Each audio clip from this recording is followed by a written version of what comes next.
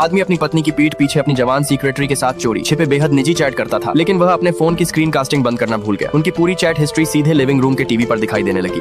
पत्नी उन संदेशों को देखती रही और उसका दिल धीरे धीरे पूरी तरह टूटता गया। फिर उसे सोफे की दरार में किसी दूसरी औरत के निजी कपड़े मिले, लेकिन उसने अपने पति से कोई सवाल नहीं किया। उसने चुपचाप उन्हें वहीं वापस रख दिया। अगले ही दिन वह अकेले अस्पताल गई और उस बच्चे का गर्भपात करा दिया, जिसे पाने के लिए उसने कई सालों तक संघर्ष किया था। इसके बाद उसने 7 दिन बाद विदेश जाने की फ्लाइट बुक कर ली और फैसला कर लिया कि वह हमेशा के लिए अपने पति की दुनिया से गायब हो जाएगी। उस रात जब पति घर लौटा तो अपराध बोध में वह उसकी पसंदीदा केक लेकर आया, लेकिन पत्नी को उसके शरीर से किसी दूसरी औरत के परफ्यूम की खुशबू आई और उसकी शर्ट पर लिपस्टिक के निशान भी दिखाई दिए। अब ये सबूत उसे बिल्कुल भी दर्द नहीं दे सकते थे, क्योंकि वह पहले ही अपने पति से पूरी तरह उम्मीद छोड़ चुकी थी। उसी समय पति की नजर मेज पर रखे गिफ्ट बॉक्स पर पड़ी। उसने सोचा कि यह उसकी पत्नी का सरप्राइज है, लेकिन पत्नी ने उसे रोक दिया और कहा कि इसे 7 दिन बाद खोलना, क्योंकि उस दिन उनकी शादी की 10वीं सालगिरह होगी। पति ने झूठा पछतावा जताते हुए कहा कि वह हाल ही में काम में इतना व्यस्त था कि सालगिरह ही भूल गया। पत्नी को उसकी बातें बेहद हास्यास्पद लगी। इसके बाद पति ने उसकी तबीयत की चिंता जताई और अगले दिन अस्पताल में चेकअप कराने की बात कही। इस बार पत्नी तुरंत मान गई और बोली कि वह पूरा दिन उसके साथ रहेगी। वह अपनी आंखों से देखना चाहती थी कि उसका पति उसके सामने अपनी जवान सेक्रेटरी से कैसे मिलने जाएगा। उधर पति के मन में अपराधबोध था, इसलिए वह बाथरूम में छिपकर अपनी सेक्रेटरी से चैट करने लगा, लेकिन उसे यह नहीं पता था कि इस बार भी उनकी सारी चैट टीवी पर दिखाई दे रही थी। अगली सुबह नाश्ते के दौरान पत्नी ने पूछा, क्या तुम्हें याद है जब तुमने मुझे प्रपोज किया था तब क्या वादा किया था? पति ने बिना सोचे जवाब दिया, मैं जिंदगी भर सिर्फ तुमसे ही प्यार करूंगा। पत्नी ने फिर पूछा, अगर कभी तुम्हारा दिल बदल गया तो? इस पर पति ने तुरंत कसम खाकर अपनी वफादारी का दिखावा किया। उसके झूठे प्यार का अभिनय देखकर पत्नी को सिर्फ घिन महसूस हुई। अस्पताल पहुंचने के बाद पति ने जानबूझकर फूल और तोहफे दिए ताकि सबकी नजरों में वह एक आदर्श पति लगे। फिर किसी बहाने से वहां से निकलकर अपनी जवान सेक्रेटरी से मिलने चला गया, लेकिन जल्दबाजी में अपना ऑफिस आईडी कार्ड वहीं छोड़ गया। जब पत्नी उसका आईडी कार्ड लौटाने गई तो उसने नर्सों को आपस में उनके रिश्ते की बातें करते हुए सुन लिया। तब उसे पता चला कि पूरे अस्पताल को उसके पति के अफेयर के बारे में मालूम था, सिर्फ वही एक थी जिसे अंधेरे में रखा गया था। पति आईडी कार्ड लेने वापस आया तो उसने नर्सों को भी सख्त हिदायत दी कि वे उसकी पत्नी को कुछ न बताएं। पत्नी ने एक बार फिर उसके गले पर बने संदिग्ध निशान देखे। उसे उल्टी आने जैसी महसूस हुई,